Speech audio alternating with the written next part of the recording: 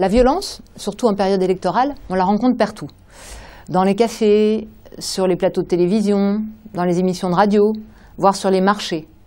Les discussions deviennent des pugilats, les confrontations des règlements de compte. L'idée étant de faire entendre raison à l'autre. Évidemment, c'est pareil en entreprise.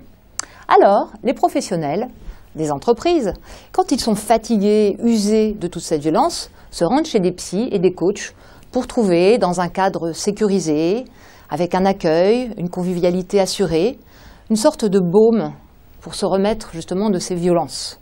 Un repos du guerrier, en quelque sorte. Et c'est une erreur, parce que c'est pas à ça qu'on sert. Cette fameuse bienveillance inconditionnelle, d'abord, elle est trompeuse. Ce même coach ou psy, si enrobant, si doux, sera celui qui injuriera le piéton depuis sa voiture en sortant de son cabinet. De plus, c'est une attitude qui endort.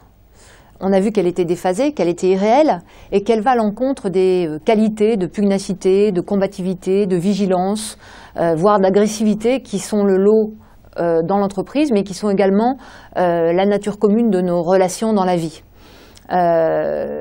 Elle confine en plus facilement, quand elle ne vient pas du cœur, à l'hypocrisie, qui est sa fausse sœur.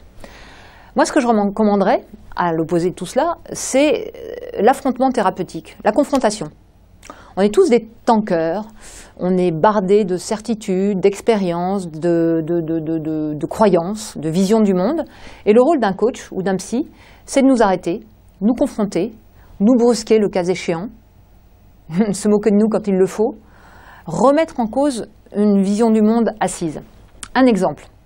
Un jour, accident sportif, je reçois en coaching, la main bardée de bandages, donc une sorte de point comme ça, une cliente qui démarre tout de suite, il y a prescription, elle habite à l'étranger, qui démarre dans un panégyrique, un auto-panégyrique.